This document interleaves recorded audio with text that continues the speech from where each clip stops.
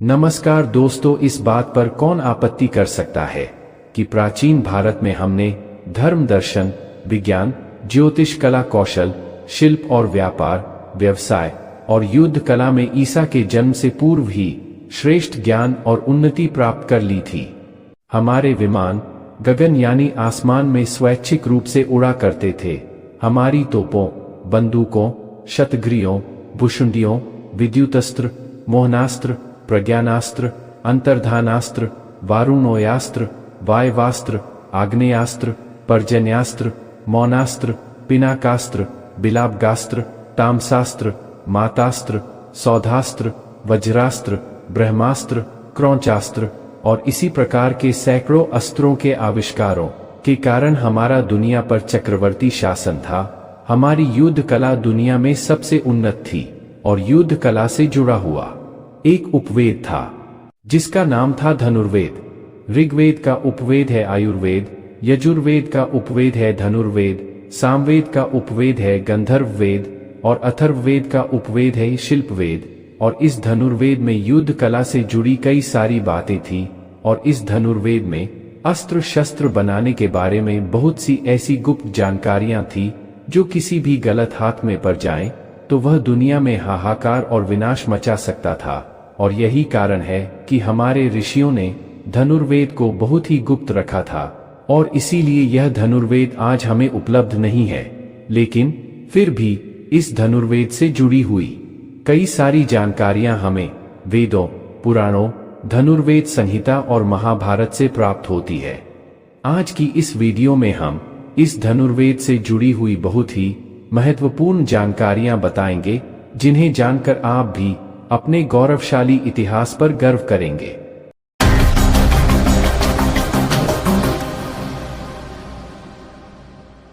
शिव धनुर्वेद के मतानुसार सबसे पहले भगवान शिव ने परशुराम को धनुर्वेद का उपदेश दिया और फिर विश्वामित्र, वशिष्ठ, राम, द्रोण, भीष्म आदि ने धनुर्वेद का उपदेश प्राप्त किया।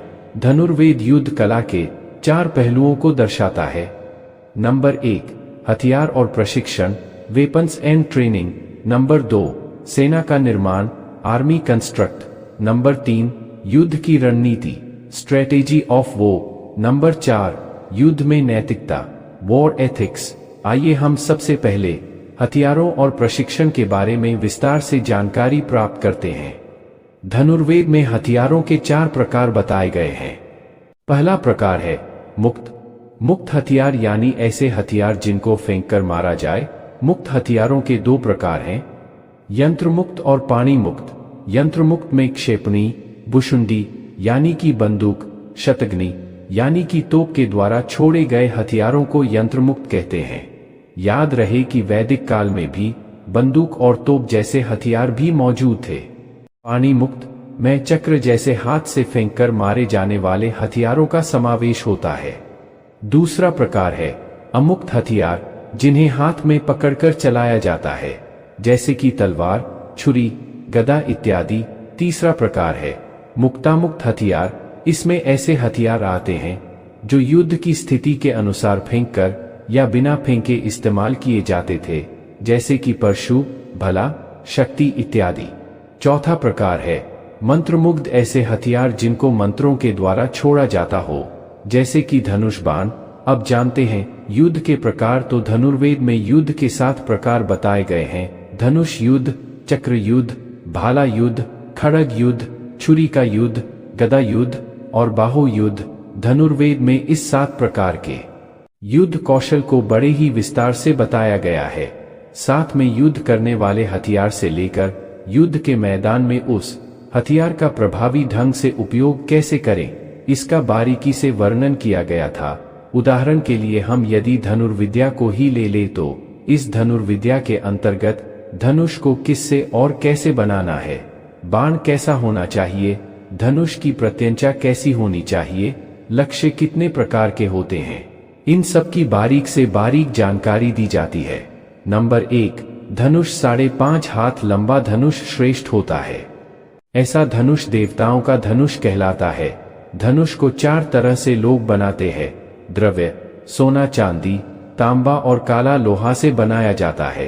इसके अतिरिक्त कश्मीर में पाए जाने वाले शरब नाम के महामृग के सींगों से भी धनुष बनाया जाता है।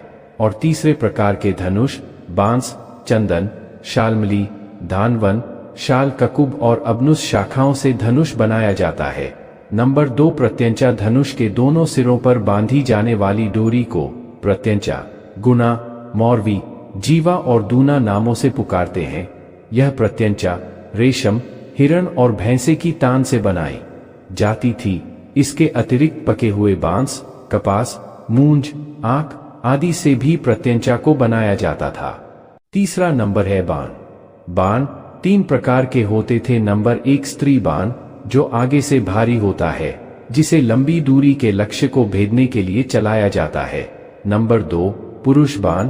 पुरुष बाण पीछे से भारी होता है और यह बाण मजबूत पदार्थ को भी छेद और काट देता है। यह बाण कम दूरी के लिए चलाया जाता है। नंबर 3 नपुंसक बाण। यह बाण एक समान भार का होता है और इसे निशाना सीखने के लिए उपयोग किया जाता है। बाण का फल, बाण के अग्रभाग को फल कहते हैं और इन बाण फलों को अपनी जरूरत के अनुसार अलग अलग आकार में बनाया जाता है। आरामुख का उपयोग ढाल छेदन करने के लिए किया जाता है। क्षुरप्र हाथ काटने के लिए, मोपुच्छ का उपयोग निशाना लगाने के लिए, अर्धचंद्र का उपयोग ग्रीवा और बाण काटने के लिए, सूचीमुख का उपयोग बख्तर छेदन के लिए किया जाता है। भल से हृदय का भेदन करना, वत्सदंत से धनुष की ग्रेन काटना, द्विमल से बाण रोकना, कार्णिक से लोहे के बाण काटना और काकतुन का उपयोग झटके का प्रभाव पैदा करने के लिए होता है। धनुर्वेद बाण के फलों को विषाक्त बनाने की विधि भी बताता है। इस श्लोक में बताया गया है कि सरकंडे की जड़ को स्वाति नक्षत्र में बाण के फल पर लगाने से बाण जहरीला बन जाता है और ऐसा बाण लगा हुआ घाव असाध्य बन जाता है। अस्त्र और शस्त्र। अस्त्र उसे कहते हैं जिसे मंत्रों के द्वारा दूर से चलाते हैं। शस्त्र खतरनाक हथियार हैं जिनके प्रहार से चोट पहुंचती है और मृत्यु होती है। ये हथियार अधिक उपयोग किए जाते थे। इस श्लोक में 7 प्रकार के दिव्य अस्त्रों के बारे में बताया गया है, जहां 7 दिव्यास्त्र इस प्रकार से है। नंबर 1 ब्रह्मास्त्र, नंबर 2 ब्रह्मदंड, नंबर 3 ब्रह्मशिरा, नंबर 4 पाशुपतास्त्र, नंबर 5 वायव्य अस्त्र, नंबर 6 अग्निय अस्त्र, नंबर 7 नरसिम्हा अस्त्र। इन अस्त्रों के अतिरिक्त भी कई प्रकार के अस्त्रों का हमारे वैदिक ग्रंथों में उल्लेख किया गया है। लक्ष्य धनुर्वेद में लक्ष्यों के 4 प्रकार बताए गए हैं। धनुर्धर स्थिर हो और लक्ष्य भी स्थिर हो, ऐसे लक्ष्य को स्थिर लक्ष्य कहा जाता है। धनुर्धर स्थिर हो और लक्ष्य चलित हो, उसे चल लक्ष्य कहा जाता है। धनुर्धर चल रहा हो और लक्ष्य स्थिर हो, उसे चला चल लक्ष्य कहा जाता है। धनुर्धर भी चल रहा हो और लक्ष्य भी चल रहा हो, ऐसे लक्ष्य को द्विचल लक्ष्य कहते हैं। लक्ष्य भेदने की युक्तियां। शरीर की स्थितियां, बॉडी पोजीशन। लक्ष्य भेदने की युक्तियों में 8 प्रकार की शरीर की स्थितियों को बताया गया है, जैसे कि प्रत्यालीढ़, आलीढ़, विशाख, संपाद, असंपाद, दर्दुरक्रम, गरुड़क्रम, पद्मासन, गणमुष्टि।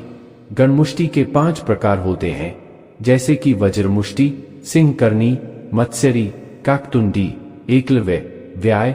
धनुष की प्रत्यंचा खींचने को व्याय कहते हैं और इसके भी 5 प्रकार है, जैसे कि कैशिक, सात्विक, वत्सकर्ण, भरत और स्कंधनामा। धनुर्मुष्टि धनुष पकड़ने की युक्तियों को धनुर्मुष्टि कहते हैं।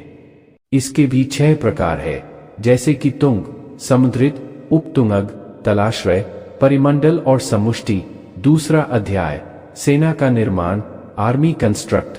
महाभारत ग्रंथ से हमें सेना निर्माण के बारे में बहुत ही महत्वपूर्ण जानकारी प्राप्त होती है।